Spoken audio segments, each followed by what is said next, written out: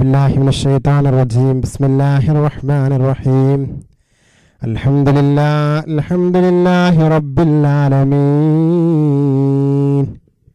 والصلاة والسلام على رسولك سيد الأفضل المرسلين وعلى آله وصحبه أجمعين، أما بعد. بسم الله الرحمن الرحيم.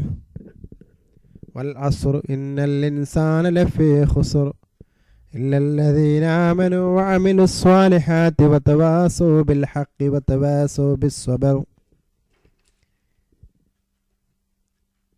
رب اشرح لي صدري ويسر لي أمري واحلل عقدة من لساني يفقهوا قولي.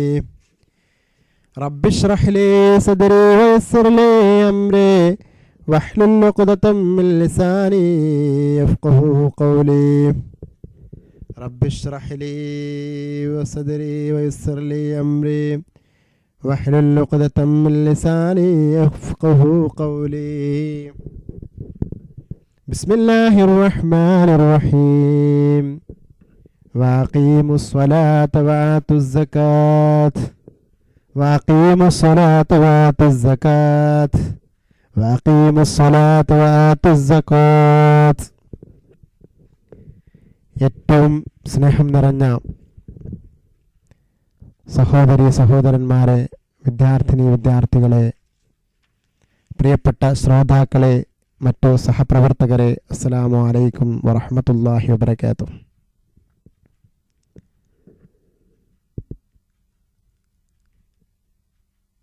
പ്രവാചക പ്രഭു മുഹമ്മദ് മുസ്തഫ സല്ലല്ലാഹു അലൈഹി വസല്ലമയുടെ തിരുവചനങ്ങൾ ഉൾക്കൊള്ളുന്ന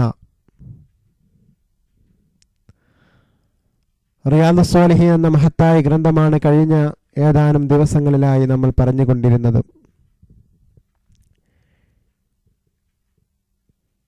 പ്രവാചകൻ സല്ലല്ലാഹു അലൈഹി വസല്ലമയുടെ തിരുചര്യകളെക്കുറിച്ചും അവിടുത്തെ തിരുവചനങ്ങളെക്കുറിച്ചും മനസ്സിലാക്കുക എന്ന സതുദ്ദേശത്തോടു കൂടെ നമ്മൾ തുടങ്ങിവെച്ച ഈ ഹദീസ് പഠന ക്ലാസ് ഏകദേശം ഇന്ന് 44-ാമത്തെ ദിവസത്തിലേക്ക് പ്രവേശിച്ചിരിക്കുകയാണ്. അല്ലാഹു സുബ്ഹാനഹു വ തആല നമ്മിൽ നിന്ന് ഇതൊരു സ്വാലിഹായ അമലായി സ്വീകരിക്കുമാറാകട്ടെ. അനേകമായിരം ഹദീസുകൾ പഠിക്കാനുള്ള ഒരു തുടക്കമെന്നോളം ഇതിനെ നാം കാണുകയും ഹദീസ് പഠനത്തിലേക്കുള്ള ഒരു ചവിട്ടുപടി എന്നോളം നാം ഇതിനെ ഉൾക്കൊള്ളുകയും ചെയ്തുകൊണ്ട് കൂടുതൽ ഹദീസുകൾ മനസ്സിലാക്കാനും കൂടുതൽ ഇസ്ലാമിക വിജ്ഞാനം കരസ്ഥമാക്കാനും നാം ഓരോരുത്തരും ശ്രമിക്കണമെന്ന് ആദ്യമായി അഭ്യർത്ഥിക്കുകയാണ്. പ്രിയപ്പെട്ട സഹോദരങ്ങളെ, ദീനീ വിജ്ഞാനം കരസ്ഥമാക്കുക എന്നുള്ളത് നമ്മളെ സംബന്ധിച്ചിടത്തോളം ഒരു ബാധ്യത തന്നെയാണ്. നാം എല്ലാവരും അതിൽ വളരെയേറെ അശ്രദ്ധരാണ്. എന്നാൽ സഹോദരങ്ങളെ, മറ്റു കാര്യങ്ങളിലേക്ക്, ദുന്യവിയായ കാര്യങ്ങളിലേക്ക്, ദുന്യവിയായ നേട്ടങ്ങൾക്ക് വേണ്ടിയിട്ട് പഠിക്കാനും പരീക്ഷകൾ എഴുതാനും നാം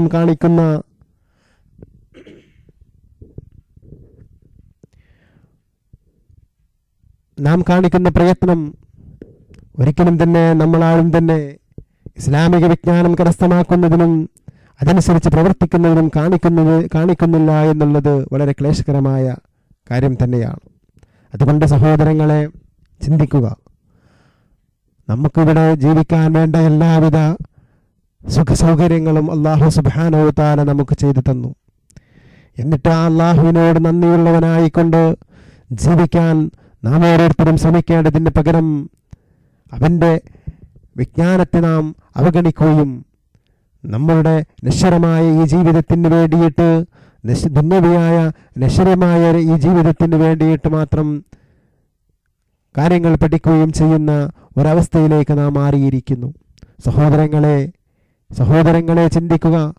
ഇത് നശ്വരമായ ജീവിതമാണ്. നാളെ പരലോകത്താണ് നമുക്ക് ശാശ്വതമായ ജീവിതമുള്ളത്. പരലോക ജീവിതത്തിലേക്ക് നമുക്ക് എന്താണ് വേണ്ടത്? പരലോക ജീവിതത്തിൽ നമ്മൾ എങ്ങനെയാണ് വിജയിക്കേണ്ടത്? ദുന്യവിയായ ജീവിതത്തിലും എങ്ങനെയാണ് നമുക്ക് വിജയം കരസ്ഥമാക്കാൻ സാധിക്കുക? ഇതിനെക്കുറിച്ച് നാം അറിഞ്ഞിരിക്കണ്ടേ? ഇതിനെക്കുറിച്ച് നാം അറിഞ്ഞിരിക്കണമെങ്കിൽ നാം എന്ത് ചെയ്യണം? ദീനീ വിജ്ഞാനം കരസ്ഥമാക്കണം. ദീനീ വിജ്ഞാനം കരസ്ഥമാക്കുമ്പോൾ മാത്രമാണ് ദുന്യവും ആഖിറവുമായ വിജയം നമുക്ക് കരസ്ഥമാക്കാൻ സാധിക്കുകയുള്ളൂ. അതുകൊണ്ട് സഹോദരങ്ങളെ, പ്രവാചക പ്രഭു മുഹമ്മദ് മുസ്തഫ സല്ലല്ലാഹു അലൈഹി വസല്ലമയുടെ തിരുവചനങ്ങൾ അത് പഠിക്കാൻ നാം മുന്നോട്ട് വരണം. ഓരോരുത്തരും ആ പ്രവാചക ചര്യകളെക്കുറിച്ച് പഠിക്കുകയും ആ പ്രവാചക ചര്യ പിൻപറ്റുകയും ചെയ്തുകൊണ്ട് മറ്റുള്ളവരിലേക്ക് എത്തിച്ചു കൊടുക്കുകയും ചെയ്യണം. നാം മറ്റുള്ളവരിലേക്ക് എങ്ങനെയാണ് എത്തിച്ചു കൊടുക്കുക? ഞാൻ എപ്പോഴും പറയാറുണ്ട്, മറ്റുള്ളവരിലേക്ക് എത്തിച്ചു കൊടുക്കുക നമ്മുടെ ജീവിതത്തിലൂടെ പ്രവാചകൻ സല്ലല്ലാഹു അലൈഹി വസല്ലമയുടെ തിരുചര്യകൾ എന്തൊക്കെയാണെന്ന് നമ്മുടെ ജീവിതത്തിൽ നമ്മൾ പകർത്തുന്നതോടുകൂടെ മറ്റുള്ളവരിലേക്ക് അത് എത്തിക്കൽ കൂടിയാകുന്നു. അതുകൊണ്ട് സഹോദരങ്ങളെ ചിന്തിക്കുക. നമ്മളെ സംബന്ധിച്ചിടത്തോളം നമുക്ക് ആഖിറമായ വിജയമാണ് വേണ്ടത്. ആഖിറത്തിലേക്കുള്ള വിജയം. ആ വിജയത്തിന് വേണ്ടിയിട്ട് നമ്മളിവിടെ പ്രവാചകചര്യ പിന്തുടരുമ്പോൾ സ്വാഭാവികമായും ദുന്യവിയായ വിജയവും നമ്മെ തേടിയെത്തും. തീർച്ചയാണ് പ്രവാചകൻ സല്ലല്ലാഹു അലൈഹി വസല്ലമയുടെ ഓരോ തിരുചര്യകളും, പ്രവാചകന്റെ ഓരോ ചര്യകളും നാം പിൻപറ്റുമ്പോൾ സ്വാഭാവികമായിട്ടും ദുന്യവിയായ വിജയവും നമ്മെ തേടിയെത്തുകയാണ്. അതുകൊണ്ട് സഹോദരങ്ങളെ ചിന്തിക്കുക. നമ്മൾ കഴിഞ്ഞകാല ഹദീസുകളിലൊക്കെ പറഞ്ഞത് അങ്ങനെയുള്ള കാര്യങ്ങളായിരുന്നു. അള്ളാഹുവിൻ്റെ റഹ്മത്ത് ലഭിക്കാൻ വേണ്ടി പ്രവാചകൻ സല്ലല്ലാഹു അലൈഹി വസല്ലം പ്രാർത്ഥിച്ച സംഭവങ്ങൾ ദുന്യവിയായ കാര്യങ്ങളിലാണത്. ദുന്യവിയായ കാര്യങ്ങളിലും ആഖിറമായ കാര്യങ്ങളിലും അത് നമുക്ക് ലഭിക്കുന്നു. ആ റഹ്മത്ത്, അള്ളാഹുവിൻ്റെ അനുഗ്രഹം ലഭിക്കാൻ വേണ്ടി പ്രാർത്ഥിച്ചു. അസറിന്റെ മുമ്പ് 4 റക്അത്ത് നമസ്കരിക്കുന്നവന് അള്ളാഹു റഹ്മത്ത് ചെയ്യട്ടെ എന്ന് പ്രവാചകൻ സല്ലല്ലാഹു അലൈഹി വസല്ലം പ്രാർത്ഥിച്ചിട്ടുണ്ടെന്ന് ഹദീസുകളിൽ നമ്മൾ കാണുകയുണ്ടായി. അതുപോലെ തന്നെ സുബഹി നമസ്കാരത്തിന് പങ്കെടുത്തുകൊണ്ട് സുബഹിയിൽ തുടങ്ങുന്ന കാര്യത്തിൽ അല്ലാഹു സുബ്ഹാനഹു വ തആല ബർക്കത്ത് ചെയ്യട്ടെ എന്ന് പ്രവാചകൻ സല്ലല്ലാഹു അലൈഹി വസല്ലം പ്രാർത്ഥിച്ചതായിട്ട് നമ്മൾ കഴിഞ്ഞ കാല ഹദീസുകളിൽ പറയുകയുണ്ടായി. അതുകൊണ്ട് സഹോദരങ്ങൾ, ഹദീസുകൾ പഠിക്കുമ്പോൾ നമ്മുടെ ജീവിത ചിട്ടകൾ നമ്മൾ മാറ്റിമറിക്കുകയും ജീവിത ചിട്ടകളിൽ നമ്മൾ ഒരു പ്രവാചക ചര്യ കൊണ്ടുവരികയും ചെയ്യുമ്പോൾ തീർച്ചയായിട്ടും നമ്മുടെ ജീവിതത്തിൽ നമുക്ക് വിജയം കരസ്ഥമാക്കാൻ സാധിക്കും. അല്ലാഹു സുബ്ഹാനഹു വ തആല നമ്മളെ എല്ലാവരെയും വിജയികളുടെ കൂട്ടത്തിൽ ഉൾപ്പെടുത്തുമാറാകട്ടെ എന്ന് പ്രാർത്ഥിച്ചുകൊണ്ട് ഇന്നത്തെ ക്ലാസ്സിലേക്ക് നമുക്ക് പ്രവേശിക്കാം. പ്രിയപ്പെട്ട സഹോദരങ്ങളെ, ഇന്ന് പറയുന്നത് അധ്യായം 215 റിയാദുസ് സാലിഹീൻ എന്ന കിതാബിലെ അധ്യായം 215 അധ്യായമാണ് നമ്മൾ പറയുന്നത്. അബൂ ഹുറൈറ റളിയല്ലാഹു അൻഹു നിവേദനം, റസൂൽ സല്ലല്ലാഹു അലൈഹി വസല്ലം പറഞ്ഞു, എൻ്റെ സമുദായത്തിന് വിഷമമാകുമായിരുന്നില്ലെങ്കിൽ എല്ലാ നിസ്കാരത്തിനു വേണ്ടിയും ദന്തശുദ്ധി വരുത്തുവാൻ ഞാൻ അവരോട് നിർബന്ധപൂർവ്വം കൽപ്പിക്കുമായിരുന്നു. ബുഖാരി 2311 312 മുസ്ലിം 252 ഈ ഹദീസ് റിപ്പോർട്ട് ചെയ്യുന്നു. ഹുദൈഫ റളിയല്ലാഹു അൻഹു നിവേദനം, റസൂൽ സല്ലല്ലാഹു അലൈഹി വസല്ലം രാത്രിയിൽ എഴുന്നേറ്റാൽ വാഴ ബ്രഷ് കൊണ്ടുരച്ച് വൃത്തിയാക്കുമായിരുന്നു, ഹറാക്ക് കൊണ്ടുരച്ച് വൃത്തിയാക്കുമായിരുന്നു. ബുഖാരി 2312 മുസ്ലിം 225 ഈ ഹദീസ് റിപ്പോർട്ട് ചെയ്യുന്നു. ആയിഷ റളിയല്ലാഹു അൻഹ നിവേദനം, റസൂൽ സല്ലല്ലാഹു അലൈഹി വസല്ലമക്ക് ഞങ്ങൾ ബ്രഷും ശുചീകരണത്തിനുള്ള വെള്ളവും ഒരുക്കി വെക്കാറുണ്ടായിരുന്നു. രാത്രിയിൽ നബിയെ ഉണർത്താൻ ഉദ്ദേശിച്ച സമയത്ത് അല്ലാഹു ഉണർത്തും. എഴുന്നേറ്റാൽ അവിടുന്ന് ബ്രഷ് ചെയ്യുകയും ഒന്നു ചെയ്ത് നിസ്കരിക്കുകയും ചെയ്തിരുന്നു. മുസ്ലിം 139 746 ഈ ഹദീസ് റിപ്പോർട്ട് ചെയ്യുന്നു. അനസ് റളിയല്ലാഹു അൻഹു നിവേദനം, റസൂൽ സല്ലല്ലാഹു അലൈഹി വസല്ലം പറഞ്ഞു, ദന്തശുദ്ധീകരണ സംബന്ധമായി ഞാൻ നിങ്ങളെ വളരെ കൂടുതൽ ഉണർത്തിയിട്ടുണ്ട്. ബുഖാരി 2312 ഈ ഹദീസ് റിപ്പോർട്ട് ചെയ്യുന്നു. ശുറൈഹ് റളിയല്ലാഹു അൻഹു നിവേദനം, നബി സല്ലല്ലാഹു അലൈഹി വസല്ലം വീട്ടിൽ കയറി വന്നാൽ ആദ്യം എന്താണ് ചെയ്യാറുണ്ടായിരുന്നതെന്ന് ഞാൻ ആയിഷ റളിയല്ലാഹു അൻഹയോട് ചോദിച്ചു. അവർ പറഞ്ഞു, അവിടുന്ന് ആദ്യം പല്ല് തേക്കാറായിരുന്നു പതിവ്. മുസ്ലിം 253 ഹദീസ് റിപ്പോർട്ട് ചെയ്യുന്നു. അബൂ മൂസാ റളിയല്ലാഹു അൻഹു നിവേദനം, ഒരിക്കൽ ഞാൻ നബി സല്ലല്ലാഹു അലൈഹി വസല്ലമയുടെ അടുത്ത് ചെന്നപ്പോൾ അവിടുന്ന് നാവ് ബ്രഷ് ചെയ്യുകയായിരുന്നു. ബുഖാരി 1306 മുസ്ലിം 254 ഈ ഹദീസ് റിപ്പോർട്ട് ചെയ്യുന്നു. സഹോദരങ്ങളെ, ചിന്തിക്കുക. പല്ല് ബ്രഷ് ചെയ്യുക എന്നുള്ളത് വളരെ സുന്നത്താക്കപ്പെട്ട കാര്യമാണ്. അതുപോലെ തന്നെ നാവ് പഠിക്കുക, നാവ് ബ്രഷ് ചെയ്യുക എന്നുള്ളതും പല്ല് തേക്കുന്ന പോലെ തന്നെ സുന്നത്താണെന്ന് ഈ ഹദീസുകളിലൂടെ നമുക്ക് മനസ്സിലാകുന്നു. സഹോദരങ്ങളെ, ചിന്തിക്കുക. ആയിഷ റളിയല്ലാഹു അൻഹ നിവേദനം, ദന്തശുദ്ധീകരണവും വായ വൃത്തിയാക്കലും അല്ലാഹുവിന്റെ തൃപ്തി നേടിത്തരുന്ന പ്രവൃത്തിയുമാണെന്ന് റസൂൽ സല്ലല്ലാഹു അലൈഹി വസല്ലം പറഞ്ഞിട്ടുണ്ട്. നസായി 1:10 ഹദീസ് റിപ്പോർട്ട് ചെയ്യുന്നു. അപ്പോൾ റളിയല്ലാഹു നിവേദനം, നബി സല്ലല്ലാഹു അലൈഹി വസല്ലം പറഞ്ഞു, 5 കാര്യങ്ങൾ നബിമാരുടെ ചര്യകളിൽ പെട്ടതാണ്. 1 ചാലാകർമ്മം ചെയ്യല്, 2 ഗുഹ്യരോമം വടിച്ചു നീക്കല്, 3 നഖം വെട്ടല്, 4 കശരോമം പറിക്കല്, 5 മീശ വെട്ടല്.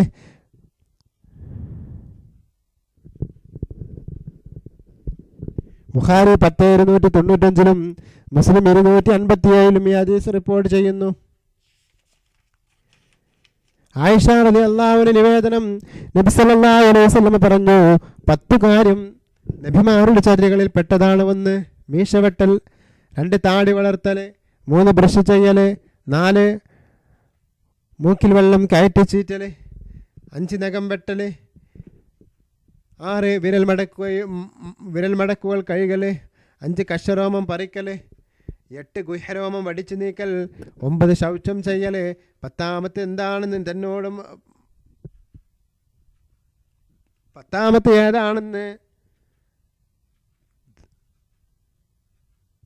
ഏതാണെന്ന് മറന്നുപോയെന്ന് നിവേദകൻ പറയുന്നു. അത് വായു കായികലായേക്കാമെന്ന് അദ്ദേഹം ഊഹിക്കുന്നു. മുസ്ലിം 261 ഹദീസ് റിപ്പോർട്ട് ചെയ്യുന്നു. ഈ ഹദീസ് നിവേദനം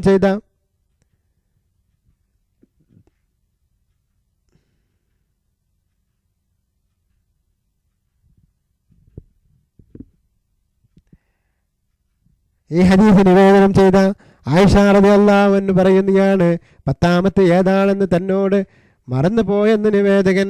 അത് വായു കൈകലായേക്കാമെന്ന് അദ്ദേഹം ഊഹിക്കുന്നു. അത് വായു കൈകളാണെന്ന് സംശയമുണ്ടെന്ന്. എന്തായാലും 9 കാര്യങ്ങൾ ഇതിൽ വളരെ വ്യക്തമായിട്ട് പറയുന്നു. 1 മീശവെട്ടൽ, 2 താടി വളർത്തൽ പ്രവാചക ചര്യയിൽപ്പെട്ടതാണ്. 3 ബ്രഷ് ചെയ്യൽ, 4 ഒവോയിൽ മൂക്കിൽ വെള്ളം കയറ്റി ചീറ്റൽ, 5 നഖം വെട്ടൽ, 6 വിരൽ മടക്കുകൾ കൈകൾ, 7 കശരോമം പറിക്കൽ, 8 ഗുഹ്യരോമം വടിച്ചു നീക്കൽ, 9 ശൗചം ചെയ്യൽ. ഈ 9 കാര്യങ്ങളും വളരെ വ്യക്തമായിട്ട് തന്നെ ആയിഷ റളിയല്ലാഹു അൻഹ റസൂൽ സല്ലല്ലാഹു അലൈഹി വസല്ലം പറഞ്ഞതായിട്ട് റിപ്പോർട്ട് ചെയ്യുകയാണ്. സഹോദരങ്ങളെ, ഈ ഹദീസ് മുസ്ലിം 261 റിപ്പോർട്ട് ചെയ്യുന്നു.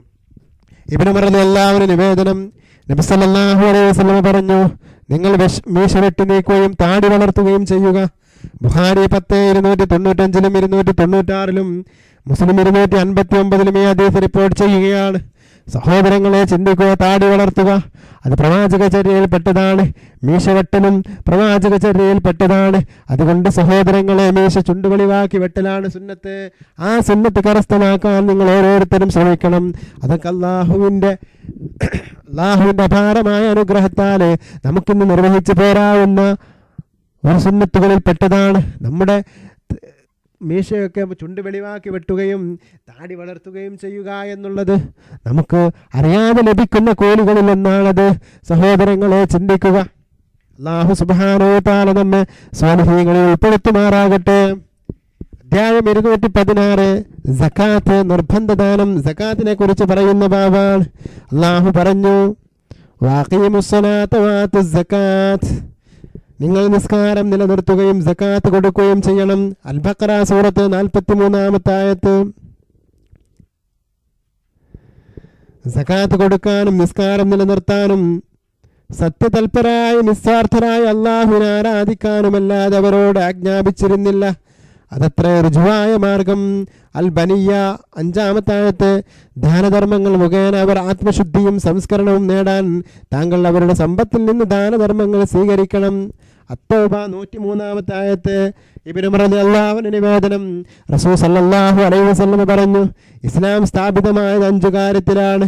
1 ആരാധനക്കാരൻ അല്ലാഹു അല്ലാതെ മറ്റാരുമില്ലെന്നും മുഹമ്മദ് നബി സല്ലല്ലാഹു അലൈഹി വസല്ലം അല്ലാഹുവിൻ്റെ ദൂതനും അടിമയുമാണെന്നും സാക്ഷ്യം വഹിക്കലാണ്. 2 നിസ്കാരം നിലനിർത്തലാണ്. 3 സകാത്ത് കൊടുക്കലാണ്. 4 ഹജ്ജ് ചെയ്യലാണ്. 5 റമദാൻ നോമ്പനുഷ്ഠിക്കലാണ്. ബുഖാരി 1:46 47 മുസ്ലിം 16 ഈ ഹദീസ് റിപ്പോർട്ട് ചെയ്യുന്നു.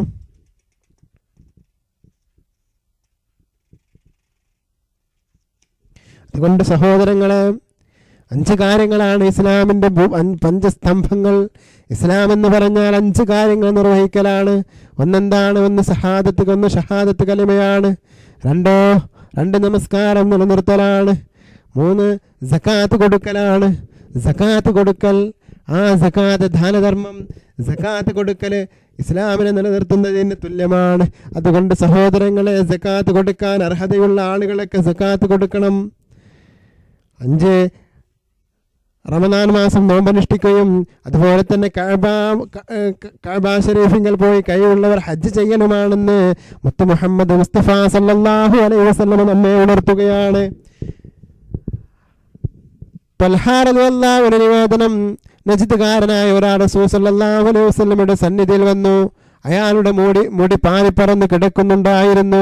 അദ്ദേഹത്തിന്റെ പതിഞ്ഞ സ്വരം കേൾക്കാമായിരുന്നെങ്കിലും എന്താണെന്ന് പറയുന്നതെന്ന് ഗ്രഹിക്കാൻ കഴിഞ്ഞിരുന്നില്ല. അദ്ദേഹം തിരുനബിയോടടുത്തിരുന്നു ഇസ്ലാമിനെ കുറിച്ച് അന്വേഷിച്ചു. റസൂൽ സല്ലല്ലാഹു അലൈഹി വസല്ലം പറഞ്ഞു, ദിവസവും രാത്രിയും പകലുമായി നീ 5 നേരം നിസ്കരിക്കണം. അപ്പോൾ അയാൾ ചോദിച്ചു, മറ്റു വല്ല ബാധ്യതയും ഞാൻ നിറവേറ്റതുണ്ടോ? റസൂൽ സല്ലല്ലാഹു അലൈഹി വസല്ലം പറഞ്ഞു, സുന്നത്ത് നിസ്കാരമല്ലാതെ മറ്റൊന്നുമില്ല. അല്പസമയം കഴിഞ്ഞ് അവിടുന്ന് പറഞ്ഞു, റമദാൻ മാസം നോമ്പനുഷ്ഠിക്കണം. മറ്റു വല്ല ബാധ്യതയും നിർവഹിക്കാനുണ്ടോ എന്നയാൾ വീണ്ടും ചോദിച്ചു. സുന്നത്ത് നോമ്പല്ലാതെ മറ്റൊന്നുമില്ല എന്ന് പറഞ്ഞ ശേഷം നബി സല്ലല്ലാഹു അലൈഹി വസല്ലം നീ സകാത്ത് വീട്ടണമെന്നുണർത്തിച്ചു. മറ്റു വല്ലതുമുണ്ടോ എന്നയാൾ ആവർത്തിച്ചപ്പോൾ സുന്നത്തായ ദാനങ്ങളല്ലാതെ മറ്റൊന്നുമില്ല എന്ന് നബി സല്ലല്ലാഹു അലൈഹി വസല്ലം പ്രത്യുത്തരം നൽകി. അപ്പോൾ അല്ലാഹുവാണ് ഇതിലൊന്നും ഞാൻ വർദ്ധിപ്പിക്കുകയോ കുറയ്ക്കുകയോ ചെയ്യുകയില്ല.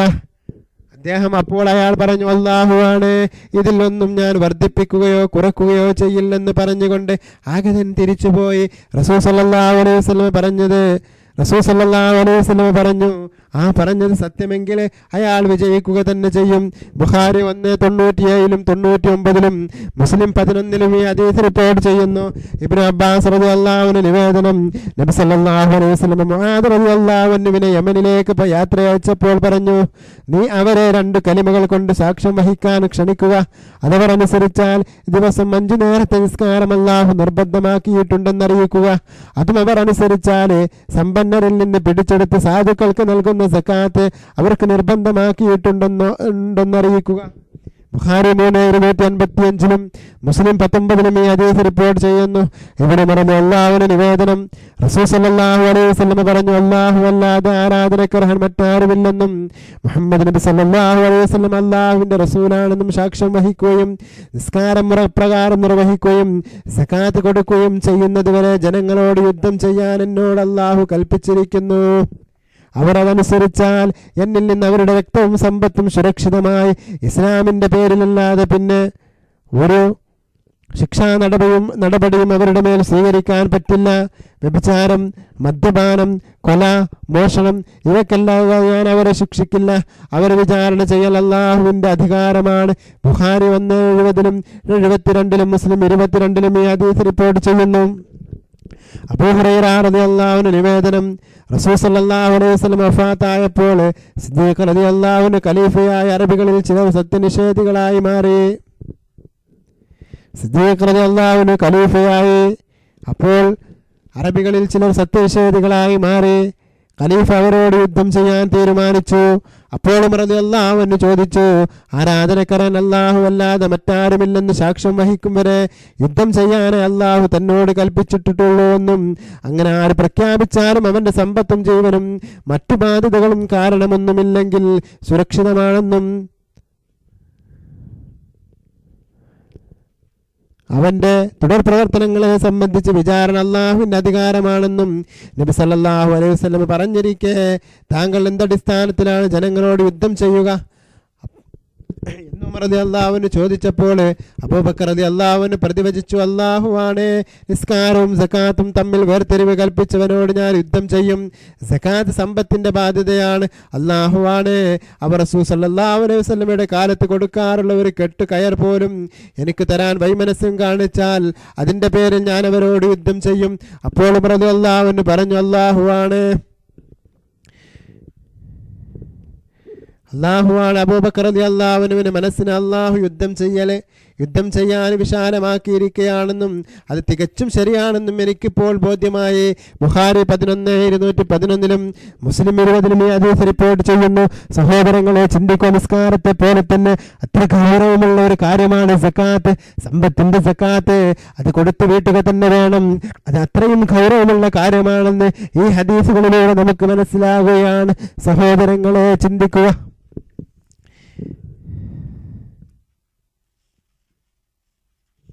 ഇസ്ലാമികപരമായിരിക്കുന്ന കാര്യങ്ങൾ പഞ്ചസ്തംഭങ്ങളിൽ ഒന്നുപോലും പൂർണ്ണമായോ ഭാഗികമായോ നിഷേധിക്കുന്നവർ മതത്തിൽ നിന്ന് പുറത്താണ്.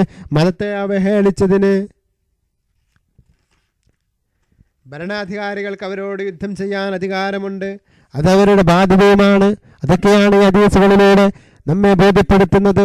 സഹോദരങ്ങളെ, ചിന്തിക്കുക.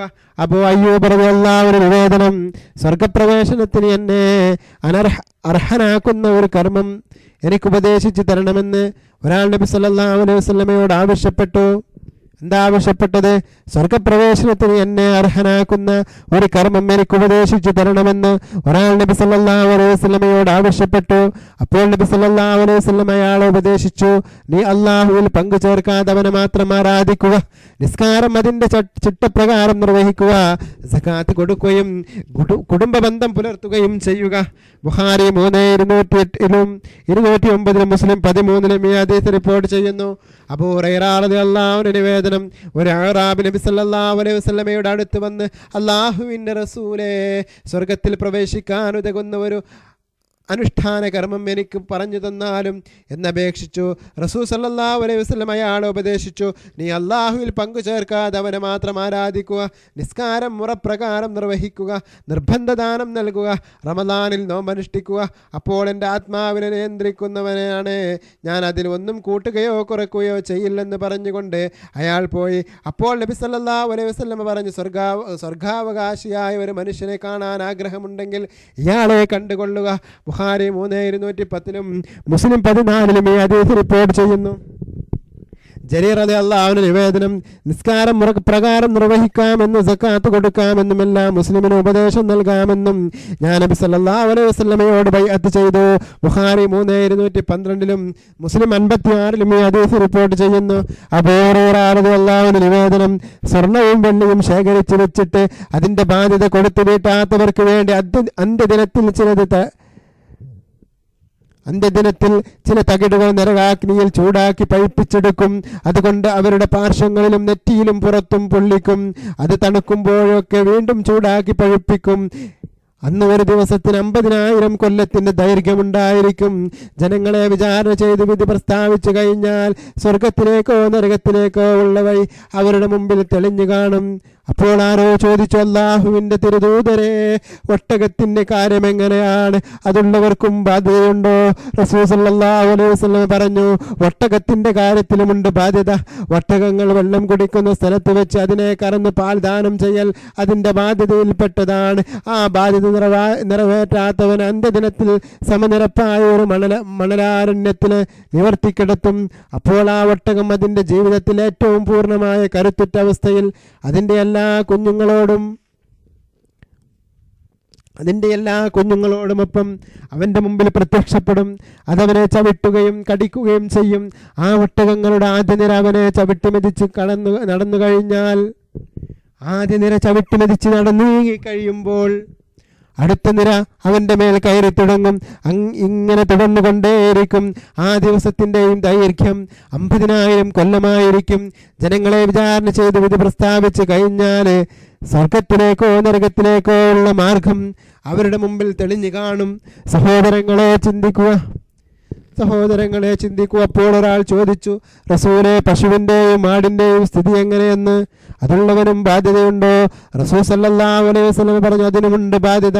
അത് കൊടുത്തു വീട്ടാത്ത ഉടമയെ അന്ത്യദിനത്തിൽ സമനിരപ്പായ ഒരു സ്ഥലത്ത് നിവർത്തിക്കെടുത്തും. ആ പശുക്കളും ആടുകളും അവന്റെ മുൻപിൽ പ്രത്യക്ഷപ്പെടും. കൊമ്പുകൾ കൂട്ടിച്ചേർന്നതോ കൊമ്പില്ലാത്തതോ കൊമ്പ് പൊട്ടിയതോ ആയ ഒന്നും അക്കൂട്ടത്തിലുണ്ടാവില്ല. അവനെ കുത്തുകയും ചവിട്ടുകയും ചെയ്യും. ആദ്യത്തെ കൂട്ടം അവന്റെ ശരീരം ചവിട്ടി മെതിച്ച് നടന്നു നിന്ന് നീങ്ങുമ്പോൾ അടുത്ത കൂട്ടം അവൻ്റെ ശരീരത്തിൽ കയറി കഴിഞ്ഞിരിക്കും. ഈ ശിക്ഷ ലഭിക്കുന്ന ദിവസത്തിൻ്റെയും ദൈർഘ്യം 50,000 കൊല്ലമായിരിക്കും. ജനങ്ങളുടെ കാര്യങ്ങൾ വിധി പ്രസ്താവിച്ച് കഴിഞ്ഞാൽ സ്വർഗത്തിലേക്കോ നരകത്തിലേക്കോ വഴി തുറക്കപ്പെടുന്നത് വരെ ഈ ശിക്ഷ തുടർന്നു കൊണ്ടിരിക്കും.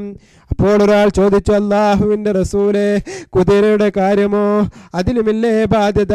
റസൂൽ സല്ലല്ലാഹു അലൈഹി വസല്ലം പറഞ്ഞു, കുതിര 3 തരമാണ്. ചിലർക്കത് പാപകാരണമാകും, ചിലർക്ക് മറയാവും, പ്രയാസങ്ങൾ മറച്ചു വെച്ച് അഭിമാനം പ്രകടമാക്കാനുള്ളതാകും. മറ്റു ചിലർക്കത് പ്രതിഫലം നേടിക്കൊടുക്കുന്നതായിരിക്കും, പ്രശസ്തിക്കും പ്രൗഢിക്കും. മുസ്ലിങ്ങളോട് പോരാടുവാൻ വേണ്ടിയും അതിനെ വളർത്തുന്നവർക്കാണത് പാപകാരണമാകുന്നത്. കുതിരയുടെ മുതുകിലെ പിരടിയിലെയും ബാധ്യത മറക്കാതെ അള്ളാഹുവിൻ്റെ മാർഗത്തിൽ വിനിയോഗിക്കപ്പെടുന്ന കുതിരയാണ് മറയായി ഭവിക്കുന്ന കുതിര. അത് അന്തസ്സിൻ്റെ മറയായിത്തീരും. പുൽമേട്ടിലോ തോട്ടത്തിലോ തീറ്റിപ്പോറ്റി അള്ളാഹുവിൻ്റെ മാർഗത്തിൽ മുസ്ലിങ്ങൾക്ക് വേണ്ടി വളർത്തിയതാണ് പ്രതിഫലത്തിന് കാരണമാകുന്ന കുതിര. പുൽമേടിൽ നിന്നും തോട്ടത്തിൽ നിന്നും അത് ഭക്ഷിക്കുന്നതിൻ്റെ കണക്കനുസരിച്ച് അവന് നന്മകൾ രേഖപ്പെടുത്തും. അതിൻ്റെ ചാണകത്തിൻ്റെയും മൂത്രത്തിൻ്റെയും കണക്കനുസരിച്ചും നന്മകൾ രേഖപ്പെടുത്തും. അത് കയർ പൊട്ടിച്ച് കുന്നിൻ പുറങ്ങളിൽ മേഞ്ഞു നടന്നാൽ അത് നടന്ന കാലടികളുടെയും ചാണകത്തിൻ്റെയും കണക്കനുസരിച്ച് അവന് നന്മ ലഭിക്കും. അതിനെയും കൊണ്ട് പുഴക്കരയിലൂടെ പോകുമ്പോൾ കുടിക്കുന്ന വെള്ളത്തിൻ്റെ കണക്കനുസരിച്ചും അവൻ അതിനെ കുടിപ്പിക്കാൻ ഉദ്ദേശിച്ചിരുന്നില്ലെങ്കിലും നന്മകൾ രേഖപ്പെടുത്തും. അള്ളാഹുവിൻ്റെ റസൂലേ, കഴുതകളുടെ കാര്യമോ? മറ്റൊരാൾ ചോദിച്ചു. റസൂൽ സല്ലല്ലാഹു അലൈഹി വസല്ലം പറഞ്ഞു, ഗുണഗണങ്ങൾ പരാമർശിക്കുന്ന ഈ ആയത്തല്ലാതെ കഴുതയുടെ കാര്യത്തിൽ എനിക്കൊന്നും അവതരിച്ചിട്ടില്ല. അണുമണിത്തൂക്കം സൽക്കർമ്മം ആര് ചെയ്താലും അതിൻ്റെ പ്രതിഫലം അവൻ ദർശിക്കുക തന്നെ ചെയ്യും. അണുമണിത്തൂക്കം ദുഷ്കർമ്മമാണ് ചെയ്തതെങ്കിൽ അതിൻ്റെ ഫലവും ദർശിക്കേണ്ടി വരും.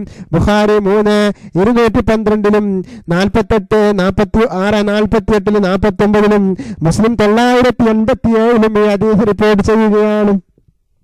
സഹോദരങ്ങളെ, ചിന്തിക്കുക. സകാത്തിന്റെ ബാധ്യത, ആ ദാനധർമ്മങ്ങളുടെ ബാധ്യത അത് വളരെ വലുതാണെന്ന് ഈ ഒരൊറ്റ ഹദീസിലൂടെ നമുക്ക് ബോധ്യമാകുകയാണ്. പശുക്കളുള്ള, ആടുകളുള്ള, ഒട്ടകങ്ങളുള്ള എത്രയോ ആളുകൾ നമ്മുടെ ഇടയിലുണ്ട്. മറ്റു ജീവികളുള്ള ആടുകളുണ്ട്. സഹോദരങ്ങളെ, ചിന്തിക്കുക. അതിലൊക്കെ നിങ്ങൾക്ക് ബാധ്യതയുണ്ട്. ആ ബാധ്യതകളൊക്കെ നമ്മൾ ഓരോരുത്തരും നിർവഹിക്കുക. ഇല്ലെങ്കിൽ അല്ലാഹുവിൻ്റെ ഭയാനകരമായ ശിക്ഷ. എങ്ങനെയാണ് ശിക്ഷ? വിചാരണ നടക്കുന്നതിന് മുമ്പേയുള്ള ശിക്ഷയാണ്. ആ ശിക്ഷയാണ് കടന്നു വരികയെന്ന് മുത്ത് മുഹമ്മദ് മുസ്തഫ സല്ലല്ലാഹു അലൈഹി വസല്ലം പറയുന്നു. 50,000 കൊല്ലത്തെ ദൈർഘ്യമുള്ള ആ ദിവസത്തെ ശിക്ഷയുണ്ടല്ലോ, അത് വല്ലാത്തൊരു ശിക്ഷ തന്നെയായിരിക്കും. അതുകൊണ്ട് നമ്മുടെ ബാധ്യത നമ്മൾ നിറവേറ്റുക. സഹോദരങ്ങളെ, ചിന്തിക്കുക. അള്ളാഹുവിൻ്റെ തിരുദൂതരുടെ പുണ്യോപ്പമാൻ മുത്ത് മുഹമ്മദ് മുസ്തഫ സല്ലല്ലാഹു അലൈഹി വസല്ലമയുടെ മാർഗത്തിലേക്ക്, ആ മാർഗത്തിലൂടെ സഞ്ചരിച്ചുകൊണ്ട് സഹോദരങ്ങളെ വിജയികളുടെ കൂട്ടത്തിൽ ഉൾപ്പെടുവാൻ അള്ളാഹു സുബ്ഹാനഹു വ തആല നമുക്ക് തൗഫീഖ് നൽകട്ടെ.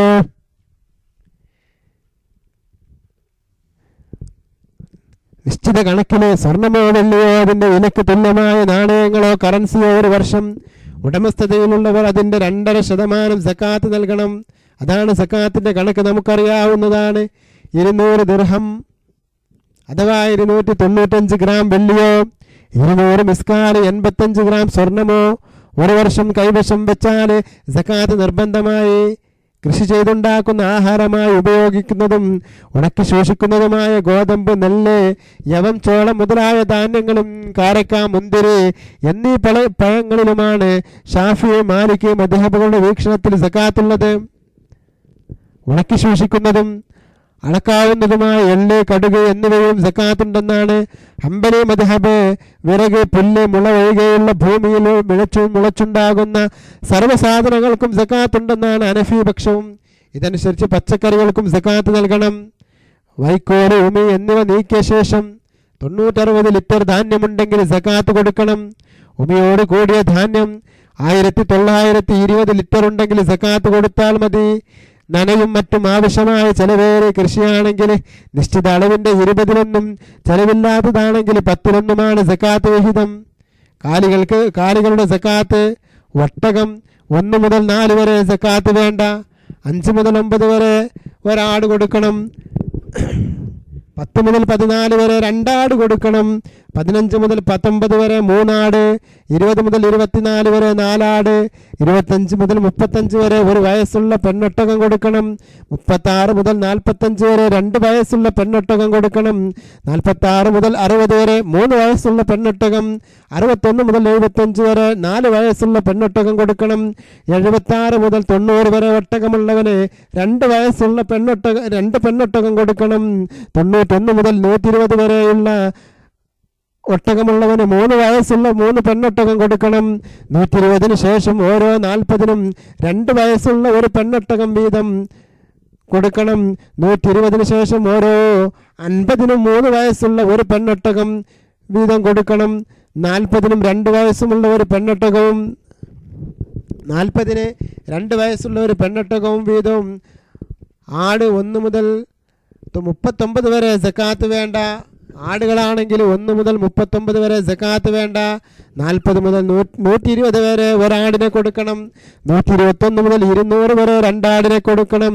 201 മുതൽ 300 വരെ 3 ആടിനെ കൊടുക്കണം. 301 മുതൽ ഓരോ 100-നും 1 ആട് വീതം. പശു എരുമ 1 മുതൽ 29 വരെ സക്കാത്ത് വേണ്ട. 1 മുതൽ 29 വരെ വേണ്ട.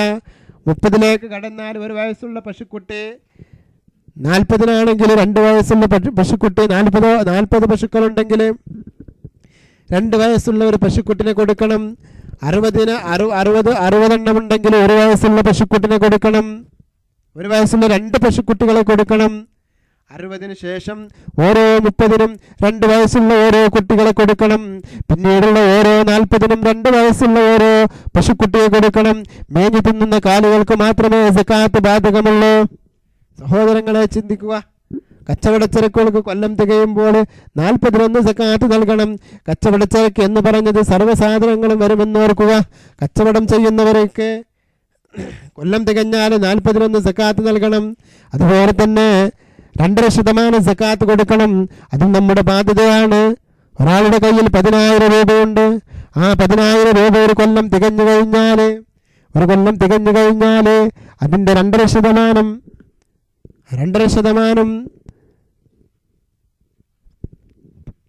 സക്കാത്ത് കൊടുക്കൽ നിർബന്ധമാണ്. നിശ്ചിത കണക്കിന് സ്വർണമോ വെള്ളിയോ അതിൻ്റെ വിലക്ക് തുല്യമായ നാണയങ്ങളോ കറൻസിയോ 1 വർഷം ഉടമസ്ഥതയിലുള്ളവർ അതിൻ്റെ 2.5% സക്കാത്ത് നൽകണം.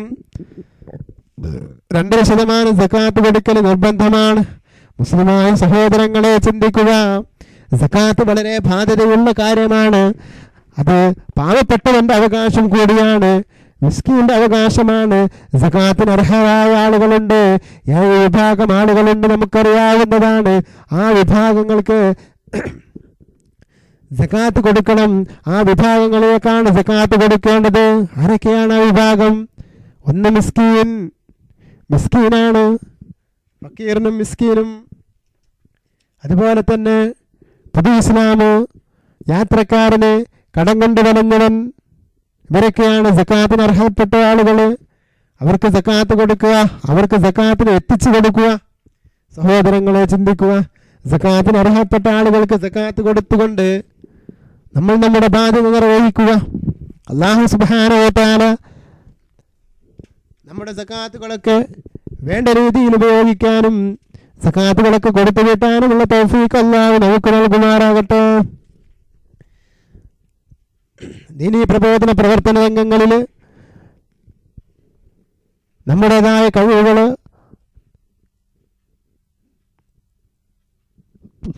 നമ്മൾ പരിപോഷിപ്പിക്കുകയും മറ്റുള്ളവരിലേക്ക് ദീനീ വിജ്ഞാനങ്ങൾ എത്തിച്ചു കൊടുക്കുകയും ചെയ്യുക. സഹോദരങ്ങളെ, അല്ലാഹു സുബ്ഹാനഹു വ തആല നമ്മിൽ നിന്നൊരു സ്വാലിഹായ അമലായി സ്വീകരിക്കുമാറാകട്ടെ എന്ന് പ്രാർത്ഥിച്ചുകൊണ്ട് ഇന്നത്തെ ക്ലാസ് നമുക്കിവിടെ അവസാനിപ്പിക്കാം. ഇൻഷാ അല്ലാഹ് നാളെ നമുക്ക് റമദാൻ വ്രതത്തിൻ്റെ മഹത്വം, അനുബന്ധ കാര്യങ്ങളുമൊക്കെ നമുക്ക് പറയാനുണ്ട്. റമദാനിൻ്റെ മഹത്വം, റമദാൻ ഷരീഫിൻ്റെ മഹത്വം, അതുപോലെ തന്നെ റമദാനിൽ സുഹൃത്തുക്കൾ വർദ്ധിപ്പിക്കുന്നതിനെ കുറിച്ച്, അതുപോലെ മാസപ്പിറവി, അങ്ങനെ ഒരുപാട് കാര്യങ്ങൾ, റമദാൻ സംബന്ധമായ ഒരുപാട് കാര്യങ്ങൾ നമുക്ക് ഇൻഷാ അല്ലാഹ് നാളെ ചർച്ച ചെയ്യാം.